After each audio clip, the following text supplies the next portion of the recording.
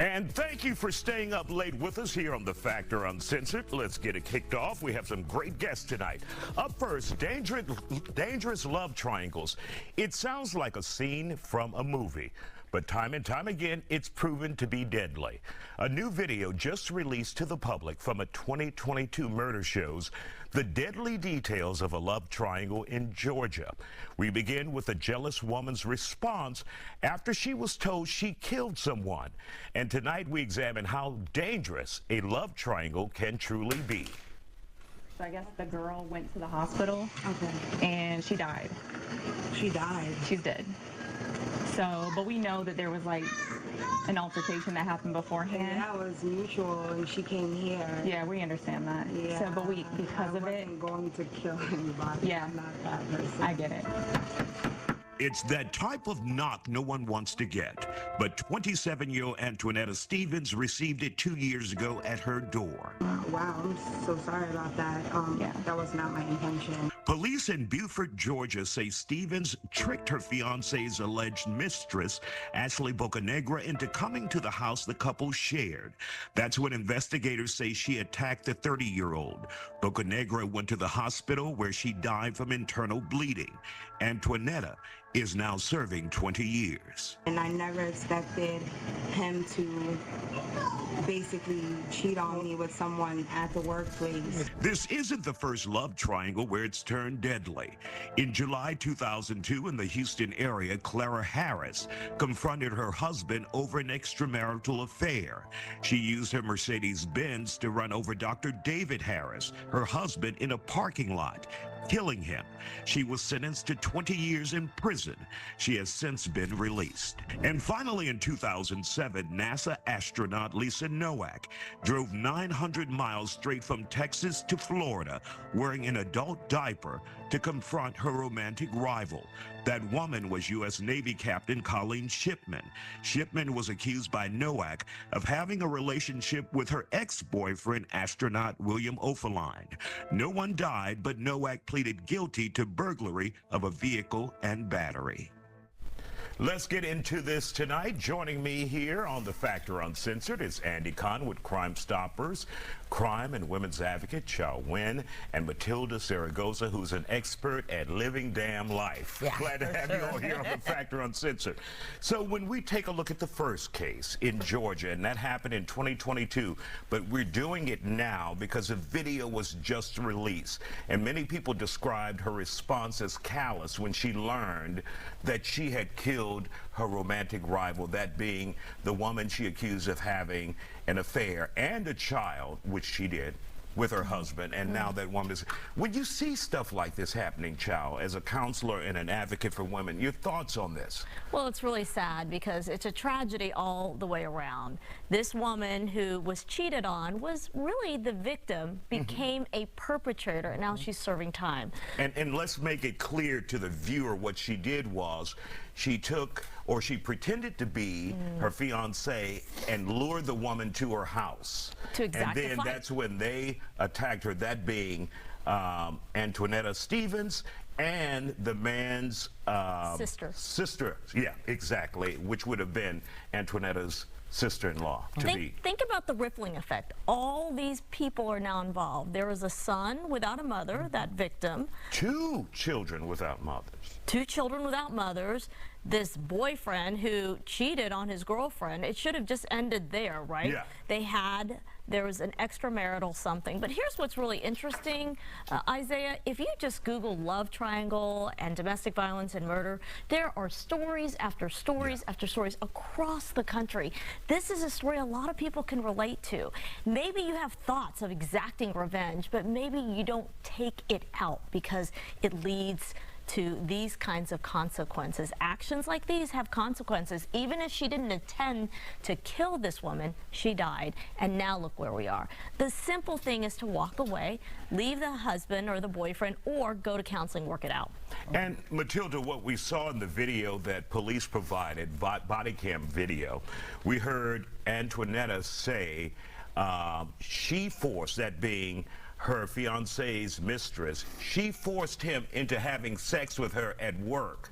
I think they worked at some Floor and Decor in Georgia, and said she forced him to have sex with me and then had a child, and he could not get out of the relationship. Now, when you hear something like that, so, I mean, it could sound far-fetched, I mean, but there's so many things that these people will tell another person just in order to have that opportunity to have that relationship with them.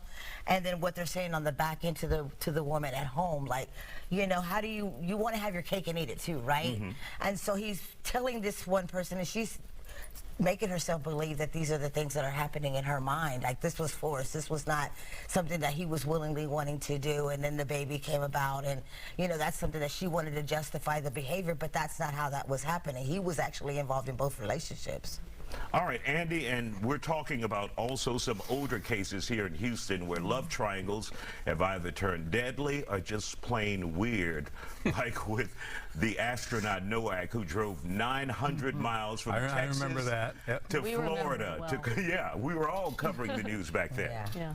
But, you know, even back then, it was an issue, and obviously nowadays, because of the advent of social media, it's even more. But the bottom line, and I think, Chow, you'd agree with me, risky behavior, you're going to set yourself up for these types of situations. And let's be frank, this poor lady, I don't care what you want to say about her, but she got the living tar beat out of her. I mean, she got smashed, I mean, she got dragged, beat, and she was just left for dead. And then you got the other 17-year-old filming it. Yeah. And that's even absolutely more repulsive. And so, she was sentenced to 20 years as well. Yeah, and trust me, they deserve their 20-year sentence, because the bottom line is their actions are responsible for taking a life. And I don't care, you know, what you did, the morality and all that stuff, it's not worth losing your life. It's not worth spending 20 years in prison at the prime of your life. Everyone loses in this. And you're leaving children behind. You know, one mother is dead, the other one has to leave her child or children as a result of going to prison for 20 years. And this is, again, it's not unusual. This is not an anomaly. Like Chow said, I was looking at it, and I'm going case after case after case, and we've seen them in Houston. We've seen people fly from one state to another to confront, you know, their mistress or mister, whatever you want to call them these days, and end up shooting or beating the tar out of somebody. So it's happening more and more frequently, so you got to be careful. All right, we'll be back with our guests, and we want to talk about what in anger takes you to this point. So much rage that you don't care what happens to the other person. We'll continue to talk about that here on The Factor Uncensored. Welcome back to The Factor Uncensored. We're talking about deadly love triangles. Let's continue the conversation with Andy Kahn, Chow Nguyen, and Matilda Saragosa. Glad to have you all here on The Factor. And my question is, when you're in a love triangle and you figure out your significant other is cheating on you, how do you get so angry till you get to violence? And like in some of these cases, there's a death involved, and now you're facing murder, your life is over. Well, then it just becomes criminal. But we have some science backing to this. You know, the brain does things called get lit up, right? Our limbic system. So we've got this front part of our brain, and we're all rational and talking. When we get pissed, when something angers us and triggers us, that front part of the brain, the prefrontal cortex, goes out the door, and then we're in our limbic brain. It's totally fired up. And we're that's in that seeing red. Right. Fight, flight, or fawn or freeze mode, and in this case you're talking about fight, and fight goes into rage. And you know, when I talk to couples and we teach couples anger management, I always encourage them to feel it in their body and take a step back. Take a step back. And Matilda, I know you've helped a lot of people out there in different situations. How difficult is it for them to see down the road and the danger and essentially the end of their life if they go down this path and attack and kill someone, whether they're dead or not? I mean, just having the issues of knowing that this person is cheating on you, and coming from the lived experience part of me, I've been cheated on before, and I know what that feels like to have everything that I've invested in this person and my heart broken and my insecurities heightened. I would want to know, and I have wanted to know, what this other person looked like and what is it that he's telling her. Is she better looking than me? You know, so I found myself looking on social media to see pictures or things, or what type of work she had, you know, just to kind of do the comparison in my mind, because I didn't understand why he was picking somebody else over me. And really quick, the loyalty should be between you and him. Right. Why focus on the other person? Because it heightened my insecurities. I was uncertain. I wanted to know. I was looking for answers that I was not going to get from this person, this man that was cheating on me. I didn't want to accept the truth, basically. I didn't want to believe that there was somebody else. But it just all boils down to him playing both sides of the fence. You know what's the irony of all this? Is the guy, the central figure in all this, he's out living his life right now. Everyone else is either in prison or they're gone. That's the irony. And here's the thing, Isaiah. It's okay to have angry, rageful thoughts and thoughts of doing really bad things, but have those thoughts and keep those thoughts with a counselor, with a friend, but don't act out on those thoughts, because at the end of the day, your life is on the line, you're affecting other lives, you're getting people involved. It's just not worth it. And how do you get someone, Matilda and Andy, to take that advice? You know, you may be raging at the moment, seeing red, but realize the problems that you could bring to yourself if you continue down that path. Well, we call it playing the tape all the way through. That's what we call it. So I would sit with an individual and let them know, listen, you're going to feel all these emotions, because I felt them too. And just have an understanding of what those emotions feel like, and then just playing it all the way through. But if you act on this emotion and you do this because of that impulse that you have, you know, this is what's driving you, then this is what's going to happen. I see it with homicide survivors, particularly in courtrooms. And I've sat by there and they're going to say, I'm going to jump over the rail and I'm going to get this person. And I just say, take a step back. Think about what you're doing. You're not doing your family any favors or benefits. Just take a deep breath. All right. We want to thank you guys for joining us here on this important topic. Still